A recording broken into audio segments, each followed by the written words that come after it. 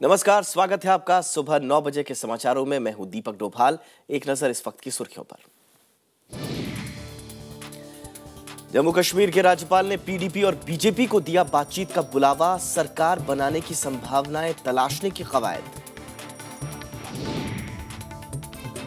सेना प्रमुख हालात का जायजा लेने आज जा सकते हैं असम। उग्रवादियों के खिलाफ सेना का अभियान तेज, हिंसा में अब तक 81 लोगों की मौत। उत्तर भारत में शीतलहर जारी, सहरसा के अस्पताल में कंबलों के अभाव में 6 की मौत, 150 ट्रेनें लेट, कई रद्द। आरबीआई गवर्नर ने अर्थव्यवस्था में जताया विश्वास, कहा बाजार में आया उछाल, छलावा नहीं, 2 साल में पटरी पर आ सकती है विकास दर। और मेलबर्न टेस्ट के दूसरे दिन ऑस्ट्रेलिया ने मैच में बनाई पकड़, कप्तान स्मिथ के शतक, विकेट के लिए संघर्ष करते भारतीय गेंदबाज।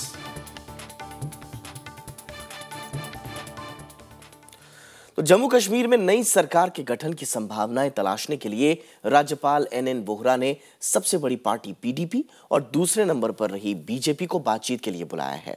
वहीं जम्मू कश्मीर में सरकार बनाने का दारोमदार पीडीपी पर टिक गया है। कांग्रेस और नेशनल कॉन्फ्रेंस के अलावा निर्दलीय भी पीडीपी के साथ आने को तैयार हैं। वहीं बीजेपी सभी विकल्पों पर जो तमाम विकल्प हैं उनको तलाश रही है, उन पर बातचीत कर रही है और पार्टी के विधायक दल के नेता के नाम का आज ऐलान भी हो सकता है। जम्मू कश्मीर विधानसभा के नतीजे आए 4 दिन हो चुके हैं, लेकिन किसी भी पार्टी ने सरकार बनाने का दावा पेश नहीं किया है। सबसे बड़ी पार्टी पीडीपी और दूसरे नंबर में रही बीजेपी के पास बहुमत के लिए जरूरी 44 विधायकों का आंकड़ा नहीं बन पा रहा है। ऐसे में राज्यपाल एनएन वोहरा ने पीडीपी नेता मुफ्ती मोहम्मद सईद और जम्मू कश्मीर बीजेपी के अध्यक्ष जुगल किशोर को बातचीत के लिए बुलाया है, जिससे राज्य में नई सरकार बनने की संभावनाओं पर विचार किया जा सके। शुक्रवार को जम्मू कश्मीर में सरकार बनाने के लिए नेशनल कॉन्फ्रेंस ने एक बार फिर पीडीपी का साथ देने की घोषणा की। वहीं निर्दलीय विधायक भी पीडीपी की ओर जाते दिख रहे हैं। I'm not aware of what offer they have given us or what offer we are giving BJP because like I said, the party has very clearly stated that the combination between BJP and NC is very difficult considering the issues like Article 370, Uniform Civil Code, Babri Masjid. चीज आप credit आज मुर्बला को दे दीजिए कि उसने PDP को support offer किया। अब मुफ्ती साहब का काम है उस सपोर्ट को लेना या नहीं लेना। मुझे ये लगा कि ऐसा करने से बीजेपी रुक सकती है, तो मैं इन्हीं शर्तों पर उनके साथ बात करूंगा। कांग्रेस बीजेपी को सत्ता से दूर रखने के लिए ही पहले ही पीडीपी को अपने समर्थन का पत्र दे चुकी है। कांग्रेस नेता गुलाम नबी आजाद ने कहा है कि पार्टी पीडीपी और निर्दलीय विधायकों के संपर्क में है। मुझे पूरा विश्वास है कि पीडीपी कोई रास्ता निकालेगी और पीडीपी की लीडरशिप बहुत मंजे हुए लीडरशिप है। मुफ्ती साहब जो भी वो करेंगे स्टेट के हित में करेंगे। बदलते राजनीतिक घटनाक्रम में राज्य में सरकार बनाने को लेकर पीडीपी की दावेदारी बढ़ गई है, लेकिन बीजेपी सत्ता के समीकरण को अपनी ओर मोड़ने की कोशिश में लगी है। नेशनल कॉन्फ्रेंस के बीजेपी के साथ आने से इनकार के बाद पार्टी पीडीपी के साथ सरकार बनाने के विकल्प पर गंभीरता से विचार कर रही है। Issue is not with comfort with any political party and all that. Issue is not that. Issue is how can we provide a stable government in the state. इस बीच पीडीपी ने सरकार बनाने को लेकर पूरी तरह चुप्पी साध रखी है और सभी विकल्पों पर विचार कर फैसला लेना चाहती है। जम्मू कश्मीर में विधानसभा चुनाव में किसी पार्टी को बहुमत नहीं मिला है। Bureau report, Rajya Sabha TV. और जम्मू कश्मीर के बाद अब बात झारखंड की करें तो रघुवर दास झारखंड के पहले गैर आदिवासी मुख्यमंत्री होंगे। राज्यपाल सैयद अहमद से शुक्रवार को मुलाकात कर उन्होंने नई सरकार बनाने का दावा पेश किया। इससे पहले रांची में बीजेपी विधायक दल की बैठक में रघुवर दास को नेता चुना गया। नई सरकार का शपथ ग्रहण समारोह 28 दिसंबर को होगा। रांची में शुक्रवार को बीजेपी विधायक दल की बैठक में बतौर पर्यवेक्षक केंद्रीय स्वास्थ्य मंत्री जेपी नड्डा ने शिरकत की। विधायक नीलकंठ सिंह मुंडा ने रघुवर दास के नाम का प्रस्ताव रखा। सरयू राय और सीपी सिंह ने उनके नाम का समर्थन किया। विधायक दल का नेता चुने जाने के बाद रघुवर दास ने राज्यपाल से मुलाकात कर नई सरकार बनाने का दावा पेश किया। सभी लोगों ने सर्वसम्मति से रघुवर दास जी को विधायक दल का नेता के रूप में उसको स्वीकार किया। मैं अपनी ओर से और अपने सहयोगियों की तरफ से उनको हार्दिक अभिनंदन करता हूं, उनको बधाई देता हूं। झारखंड के पिछले 14 साल के इतिहास में रघुवर दास राज्य के पहले गैर आदिवासी मुख्यमंत्री होंगे। मूल रूप से छत्तीसगढ़ के रहने वाले रघुवर दास साल 1980 में बीजेपी के गठन के साथ ही उससे जुड़े। 1995 से लगातार विधायक चुने गए रघुवर दास अभी बीजेपी के राष्ट्रीय उपाध्यक्ष हैं। 30 दिसंबर 2009 से 29 मई 2010 तक वो झारखंड के उप मुख्यमंत्री भी रहे। इस बार जमशेदपुर पूर्व सीट पर उन्होंने करीब 70,000 वोट से जीत हासिल की। रघुवर दास ने राज्य के विकास को अपनी सर्वोच्च प्राथमिकता बताया। भारतीय जनता पार्टी के नेतृत्व में राष्ट्रीय जनतांत्रिक गठबंधन जो जनता की आकांक्षाएं हैं, उस आकांक्षाएं को हम पूरा करेंगे और विकास और सुशासन इस राज्य की पहली प्राथमिकता रहेगी। कि इन 14 वर्षों में जो झारखंड भ्रष्टाचार में डूबी हुई थी, तो अब झारखंड भ्रष्टाचार मुक्त झारखंड का निर्माण और पारदर्शी शासन हमारी प्राथमिकता रहेगी। नई सरकार का शपथ ग्रहण 28 दिसंबर को रांची के बिरसा मुंडा ग्राउंड में होगा। नया राज्य बनने के बाद झारखंड में इस बार चुनाव में पहली बार बीजेपी गठबंधन को पूर्ण बहुमत हासिल हुआ है। 81 सीटों वाली विधानसभा में बीजेपी एजेएसयू गठबंधन को 42 सीटें मिली हैं। Bureau report, Rajya Sabha TV. और अलग राज्य गठन के महज 14 सालों में झारखंड ने 9 मुख्यमंत्री देखे हैं। रघुवर दास अब राज्य के 10वें मुख्यमंत्री बनने जा रहे हैं। बहरहाल आगे बढ़ते हैं बात दिल्ली की। दिल्ली में विधानसभा चुनाव की तैयारियों के लिए तमाम पार्टियां सोशल मीडिया पर अपनी सक्रियता बढ़ाने में लगी हैं। वो अपनी लोकप्रियता का अंदाजा फॉलोअर्स और लाइक से लगा रहे हैं। बीजेपी ने दिल्ली में मुख्यमंत्री के लिए कोई चेहरा सामने नहीं किया है और वो नरेंद्र मोदी के नाम पर चुनाव में उतरना चाहती है। ऐसे में सोशल मीडिया में आम आदमी पार्टी के संयोजक अरविंद केजरीवाल की तुलना प्रधानमंत्री नरेंद्र मोदी से शुरू हो गई है। दिल्ली विधानसभा चुनाव में सोशल मीडिया का दायरा बढ़ाने के लिए प्रदेश बीजेपी की महिला विंग घर बैठी महिलाओं को फेसबुक और ट्विटर पर एक्टिव करने का अभियान शुरू करेगी। ट्विटर पर नरेंद्र मोदी के अब तक 89 लाख फॉलोअर्स हैं, तो फेसबुक पेज पर करीब 3 करोड़ लाइक्स हैं। इन आंकड़ों को बढ़ाने के लक्ष्य से ये महिलाएं अब हर विधानसभा में social media campaign चलाएंगी। Modi ji ने आजकल जैसे आप देखिए, मोदी जी का रोज कोई भी एक डे ऐसा नहीं होता जिसमें वो नए स्टेप्स नहीं लेते हैं। और किस तरह से हमारी गवर्नमेंट अलग अलग जो हमारे मिनिस्टर्स हैं उनके सब काम को भी हम फॉलो कर रहे हैं, तो उसको हम उस पर प्रमोट करते हैं कि हमारी गवर्नमेंट ये सब काम कर रही है। ऑनलाइन के जरिए जनता के बीच अपनी पैठ बढ़ाने की सबसे पहले शुरुआत आम आदमी पार्टी ने की थी, जिसका फायदा पार्टी को दिल्ली विधानसभा में मिला था। अरविंद केजरीवाल के ट्विटर पर 31 लाख फॉलोअर्स हैं, तो फेसबुक पेज पर केवल 5 लाख लाइक्स। पार्टी का मानना है कि सोशल मीडिया से नेता की लोकप्रियता का पता चलता है। ये एक तरीका है लोगों तक पहुंचने का, और उसमें बहुत सारे लोग ऐसा जानना चाहते हैं। लोगों को लगता है कि सोशल मीडिया के माध्यम से वो लीडर से डायरेक्टली कनेक्ट कर सकते हैं। दिल्ली में दहाई का आंकड़ा पाने की कोशिश में जुटी कांग्रेस भी ऑनलाइन एक्टिव हो गई है। भले ही प्रदेश कांग्रेस अध्यक्ष अरविंदर सिंह लवली के ट्विटर पर फॉलोअर्स करीब 16,000 ही हों और फेसबुक पर करीब 32,000 लाइक्स हों, लेकिन कांग्रेस का दावा है कि उसके पेज पर नकली फॉलोअर्स नहीं हैं। फॉलोअर्स भी हमारे धीरे धीरे करीबन हर रोज़ 500-600 बढ़ रहे हैं। सबसे इम्पॉर्टेंट चीज़ है कि हमारे फेसबुक पे या ट्विटर पे चाहे फॉलोअर्स कम है, पर एक भी फेक फॉलोअर आपको नहीं मिलेगा। इंटरनेट का इस्तेमाल किस कदर किया जाएगा, ये आने वाले दिल्ली विधानसभा चुनावों में बखूबी देखने को मिलेगा। एक नेता घर घर प्रचार करने से पहले ऑनलाइन प्रचार कर अपनी लोकप्रियता जानने में जुटा रहता है, और यही कारण है कि नेता के हाथ जुड़े न जुड़े, लेकिन फेसबुक और ट्विटर पर उसकी उंगलियां चलती नहीं थकती। दिल्ली में बीजेपी, कांग्रेस और आम आदमी पार्टी की चुनाव में जमीनी लड़ाई है, लेकिन पार्टियां प्रचार के लिए सोशल मीडिया को बड़े हथियार की तरह इस्तेमाल कर रही हैं।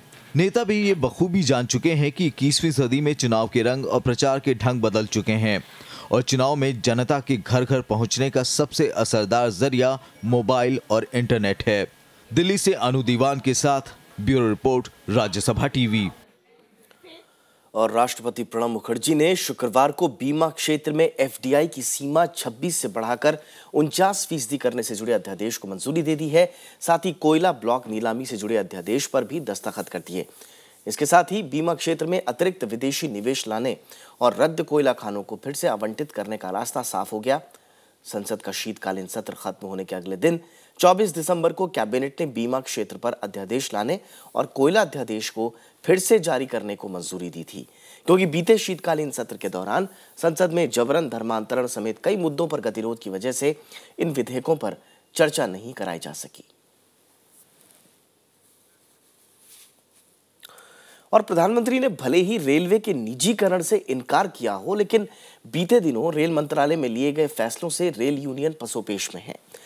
रेल के विकास के लिए रेल मंत्रालय कई चुनिंदा क्षेत्रों में विदेशी निवेश को अनुमति दे चुका है, जिसके खिलाफ All India Railway Men's Federation ने हड़ताल तक की चेतावनी दी है। सरकार ने रेलवे के ढांचागत विकास में निजी क्षेत्र और विदेशी निवेश का रास्ता साफ कर दिया है। रेलवे के कई क्षेत्रों में निर्माण, परिचालन और रखरखाव में 100% FDI को मंजूरी मिल गई है। इनमें उपनगरीय गलियारा परियोजना, हाई स्पीड रेल परियोजना, डेडिकेटेड माल यातायात लाइनें, रेलवे विद्युतीकरण और रेल कोच निर्माण शामिल हैं। साथ ही सिग्नल प्रणाली, माल यातायात और यात्री टर्मिनल, मास रैपिड परिवहन प्रणाली को 100% FDI से पूरा किया जाएगा। रेल मंत्री सुरेश प्रभु का कहना है कि इससे रेल के विकास को रफ्तार मिलेगी। हमने ये तय किया है कि रेल में ज़्यादा से ज़्यादा निवेश करने की ज़रूरत है। निवेश करने के लिए पर्याप्त मात्रा में धन सरकार के पास उपलब्ध न होने के कारण हम और तरीके से भी निवेश करने की बहुत सारी गुंजाइशें सोच रहे हैं। इसमें निजी क्षेत्र का भी निवेश होगा, यदि कोई आके निवेश करना चाहेगा, लेकिन रेल का निजीकरण नहीं होगा। हालांकि All India Railway Men's Federation ने सरकार की इस मंशा पर सवाल उठाए हैं। उनका कहना है कि अगर सरकार परियोजनाओं में 100% FDI को मंजूरी दे रही है, तो फिर रेल के इन क्षेत्रों का निजीकरण कैसे नहीं होगा। हमारा ये प्रश्न अभी तक अनुत्तरित है कि आप निवेश लाएंगे और निजीकरण नहीं होगा, तो इसको कुछ क्लैरिफाई करने की जरूरत है। हमने पहले ही निर्णय ले लिया है कि अगर सरकार अपने बढ़े हुए कदमों को पीछे नहीं खींचेगी, तो हम भी अपने बढ़े हुए कदम को पीछे खींचने वाले नहीं हैं। निश्चित तौर पर निश्चितकालीन हड़ताल पर जाने का काम करेंगे। राज्यसभा में रेलवे में FDI पर सवाल पूछने वाले CPM सांसद रीता ब्रता बनर्जी ने रेलवे को निजी हाथों में जाने को नुकसानदेह करार दिया। इंडियन रेलवे की ये पब्लिक ट्रांसपोर्ट है, इसको कमर्शियल तरीके से देखना ठीक नहीं है। और खास करके अभी जो वर्ल्ड दुनिया भर का रवैया है, दुनिया का पैमाने अगर देखा जाएगा, मेजर मुल्क में ज़्यादातर मुल्क में ये जो रेल सिस्टम है ये पब्लिक गवर्नमेंट फंडेड सिस्टम है। हालांकि सरकार रेलवे में पारदर्शिता और आधुनिक सुविधाएं बढ़ाने पर जोर दे रही है। सरकार की कोशिश FDI के साथ रेलवे के कायापलट की है, लेकिन निवेशकों की जवाबदेही तय करने के साथ रेल यूनियन को मना पाना सरकार के सामने बड़ी चुनौती होगी। कैमरामैन प्रेम के साथ नवविक्रम सिंह, राज्यसभा टीवी, दिल्ली। सेना ने सुरक्षा बलों के साथ असम में उग्रवादियों के खिलाफ बड़े पैमाने पर अभियान छेड़ दिया है। सेना प्रमुख जनरल दलबीर सिंह सुहाग ने शुक्रवार को गृहमंत्री राजनाथ सिंह से मुलाकात के बाद ये जानकारी दी। सेना प्रमुख आज असम का दौरा भी कर सकते हैं। केंद्र सरकार ने उग्रवादी गुट NDFBS पर प्रतिबंध 5 साल के लिए बढ़ा दिया है। वहीं बोडो उग्रवादियों पर नकेल कसने के लिए भूटान और म्यांमार से बात भी की गई है। असम में बोडो उग्रवादियों के खिलाफ अभियान और तेज हो गया है। सेना प्रमुख ने शुक्रवार को केंद्रीय गृह मंत्री से मुलाकात के बाद कहा कि उग्रवादी हिंसा रोकने के लिए असम में और सैनिक तैनात किए गए हैं। केंद्र सरकार ने बोडो उग्रवादियों की सफाई के लिए कड़ी कार्रवाई के निर्देश दिए हैं। Our target is to completely finish the NDFBS faction. हमारी 66 कॉलम्स अभी वहाँ पर ऑपरेट कर ली हैं and we are definitely going to intensify the operations. सुरक्षा बल अरुणाचल प्रदेश की सीमा से लगे इलाकों में भी उग्रवादियों की तलाश कर रहे हैं। इस बीच सीमावर्ती इलाकों में आतंकवादियों की धरपकड़ के लिए भूटान और म्यांमार से भी मदद ली जा रही है। विदेश मंत्री सुषमा स्वराज ने भूटान से इस बारे में बात की है। External Affairs Minister Srimati Sushma Swaraj has talked to the Bhutanese leadership at the highest level. We are also working on having contacts with others who could possibly help us in this. Once those are completed, I will share with you those details also. Assam में हिंसा के खिलाफ शुक्रवार को बंद रखा गया। All Assam student union जैसे संगठन आदिवासियों और बोडो लोगों के बीच सामाजिक सौहार्द बनाने की कोशिश में लगे हैं। To do organized talks, no? It's time to control. It's time to take action because enough is enough. Last 30 years, people of Assam suffered from this problem. मुख्यमंत्री तरुण गोगोई ने हालात की समीक्षा की और पीड़ितों के लिए बनाए गए शिविरों का दौरा कर हर मुमकिन मदद मुहैया कराने के निर्देश दिए। केंद्र सरकार असम में आदिवासियों पर हुए हमलों की जांच NIA से कराने का ऐलान पहले ही कर चुकी है। 23 दिसंबर को बोडो उग्रवादियों के आदिवासियों पर हुए हमलों, उसके बाद विरोध प्रदर्शन पर पुलिस फायरिंग और आदिवासियों की बोडो के खिलाफ हिंसा में अब तक 81 जानें जा चुकी हैं। Bureau report, Rajya Sabha TV. और फिलहाल रुकते एक छोटे से ब्रेक के लिए। ब्रेक के उस पार याद करेंगे मिर्जा गालिब को उनकी जयंती पर।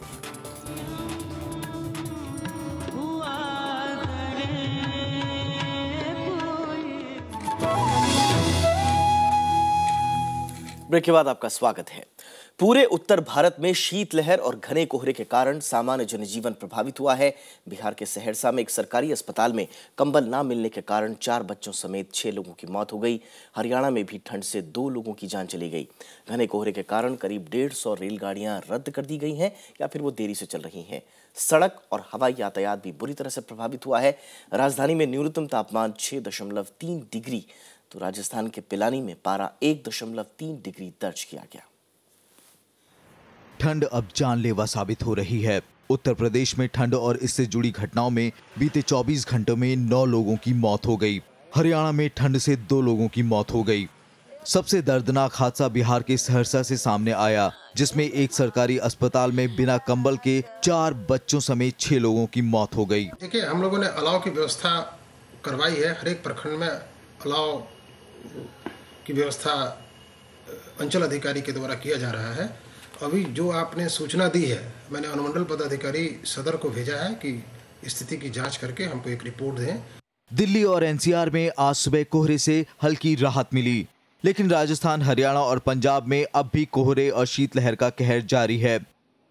नई दिल्ली स्टेशन पर बैठे ये लोग नहीं जानते कि उनकी ट्रेन कब आएगी। उत्तर भारत से चलने वाली करीब 150 ट्रेनें 2 से लेकर 24 घंटे की देरी से चल रही हैं।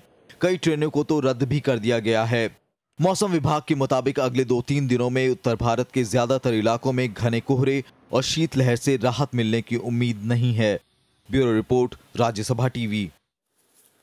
राजनयिक देवयानी खोबरागड़े की मुश्किलें बढ़ती जा रही हैं। विदेश मंत्रालय उनके खिलाफ अनुशासनिक कार्रवाई भी कर सकता है। विदेश मंत्रालय के प्रवक्ता सैयद अकबरुद्दीन ने कहा कि उनके खिलाफ जांच प्रक्रिया पूरी हो गई है। उनके खिलाफ अनुशासनात्मक कार्रवाई की जा सकती है। खोबरागड़े को पहले ही कार्यभार से मुक्त कर स्थायी प्रतीक्षा सूची में डाला जा चुका है। देवयानी के हाल ही में मीडिया को इंटरव्यू देने के सवाल पर सैयद अकबरुद्दीन ने कहा कि वे सेवा नियमों के प्रावधानों से बंधी हुई हैं। पिछले साल दिसंबर में नौकरानी के साथ उत्पीड़न और वीजा में धोखाधड़ी के आरोप को लेकर अमेरिका में गिरफ्तारी के बाद खोबरागड़े चर्चा में आई थी।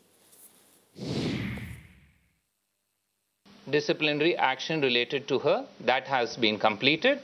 She has been informed about this, and if there are any other things that have been brought to the notice of the concerned authorities in the Ministry of External Affairs, they will focus on this and take appropriate steps in this regard. RBI के governor Raghuram Rajan का मानना है कि हाल ही में भारतीय share बाजारों में आया उछाल छलावा नहीं है, बल्कि इसका मजबूत आधार है। एनडीटीवी न्यूज चैनल के साथ एक कार्यक्रम में शिरकत करते हुए उन्होंने कहा कि अगले 2 सालों में भारत की विकास दर बेहतर होने के आसार काफी अच्छे हैं। हालांकि उससे कई वैश्विक चुनौतियों का सामना भी करना पड़ सकता है।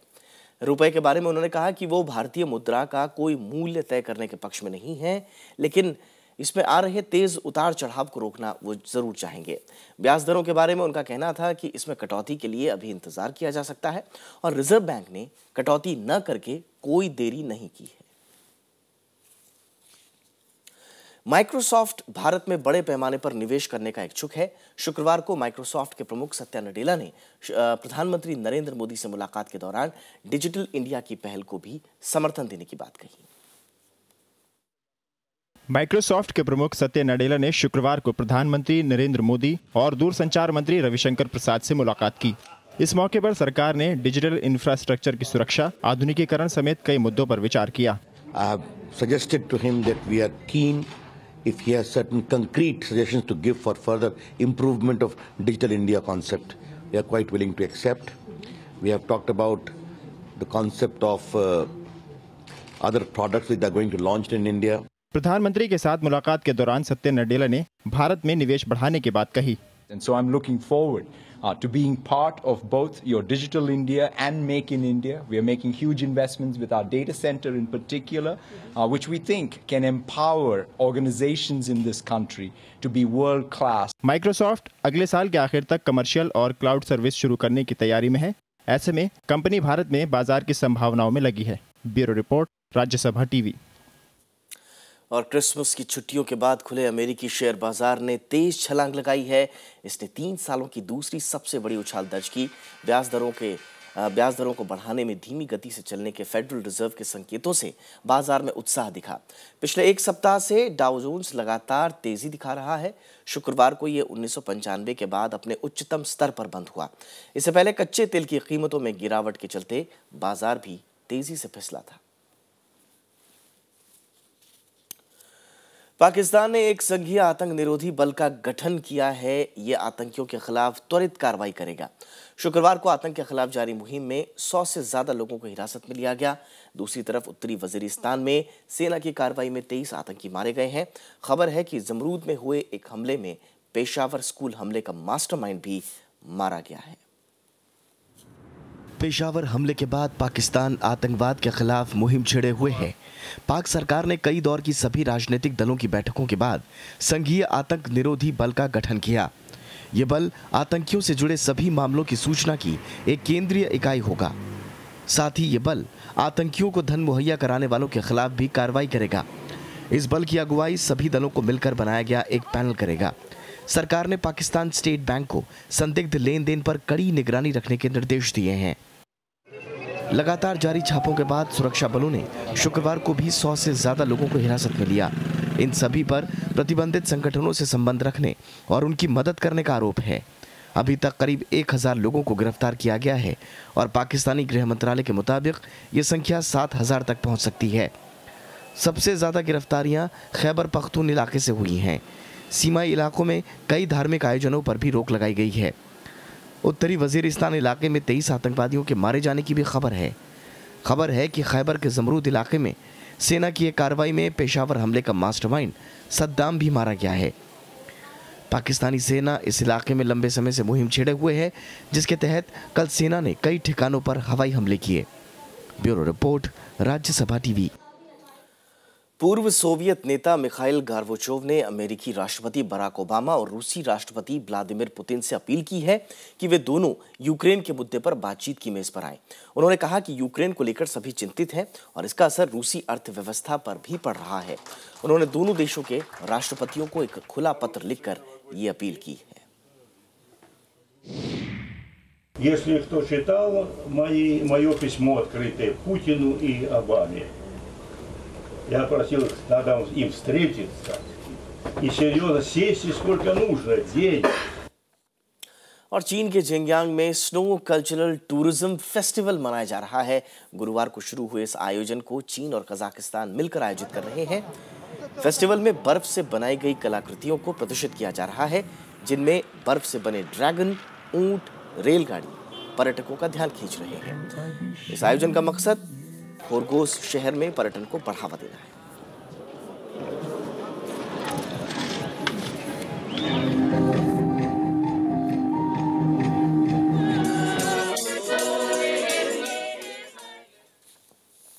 और आज उर्दू अदब के मशहूर शायर मिर्ज़ा गालिब की जयंती है।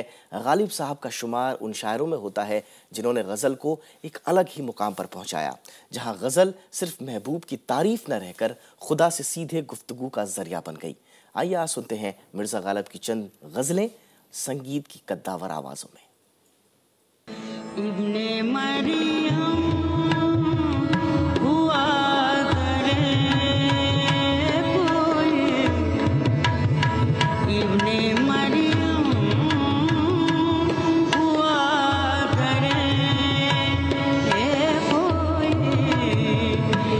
मेरे दुख की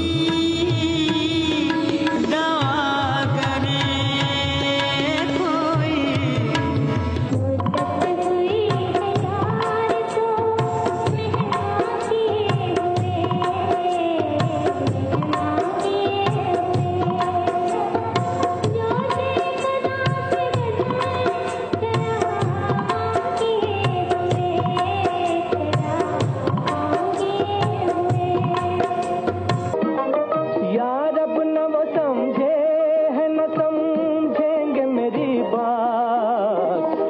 और दिल उनको जो न दे मुझको ज़बां और दे और दिल उनको जो न दे मुझको ज़बां और फिर मुझे दीदाए तर याद आया दिल जिगर तश्नाए फरियाद आया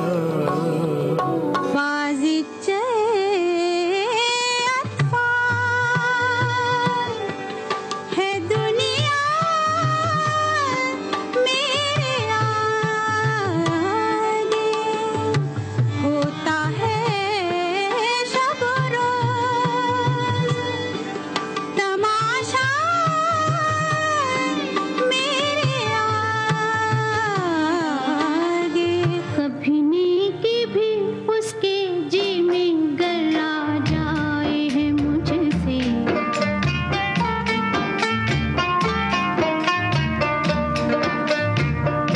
कभी नेकी भी उसके जी में गला जाए है मुझसे जफाएं करके अपनी याद शर्मा जाए है मुझसे कैदी हयात बंदे गम असल में दोनों एक हैं मौत से पहले आदमी गम से निजात पाए क्यों हम हैं मुश्ताक और वो बेजार या इलाही ये माजरा क्या है वो बेखुदी बेसबब नहीं गालिब कुछ तो है जिसकी पर्दादारी है। और आखिर में क्रिकेट की बात कर लेते हैं। मेलबर्न टेस्ट मैच के दूसरे दिन ऑस्ट्रेलिया मैच में पकड़ बनाता हुआ दिख रहा है। ताज़ा खबर मिलने तक ऑस्ट्रेलिया ने 9 विकेट के नुकसान पर 530 रन बना लिए हैं। ऑस्ट्रेलिया के लिए कप्तान स्टीवन स्मिथ ने शानदार शतक बनाकर अभी वो खेल रहे हैं, क्रीज पर हैं। इस समय ऑस्ट्रेलिया 4 टेस्ट मैचों की श्रृंखला में 2-0 की बढ़त बना चुका है।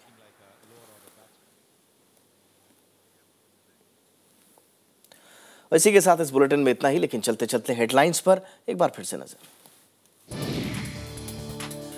जम्मू कश्मीर के राज्यपाल ने पीडीपी और बीजेपी को दिया बातचीत का बुलावा, सरकार बनाने की संभावनाएं तलाशने की कवायद। सेना प्रमुख हालात का जायजा लेने आज जा सकते हैं असम। उग्रवादियों के खिलाफ सेना का अभियान तेज, हिंसा में अब तक 81 लोगों की मौत। उत्तर भारत में शीतलहर जारी, सहरसा के अस्पताल में कंबलों के अभाव में 6 की मौत, 150 ट्रेनें लेट, कई रद्द। आरबीआई गवर्नर ने अर्थव्यवस्था में जताया विश्वास, कहा बाजार में आया उछाल, छलावा नहीं, 2 साल में पटरी पर आ सकती है विकास दर। और मेलबर्न टेस्ट के दूसरे दिन ऑस्ट्रेलिया ने मैच में बनाई पकड़, कप्तान स्मिथ का शतक, ऑस्ट्रेलिया के 9 विकेट गिरे।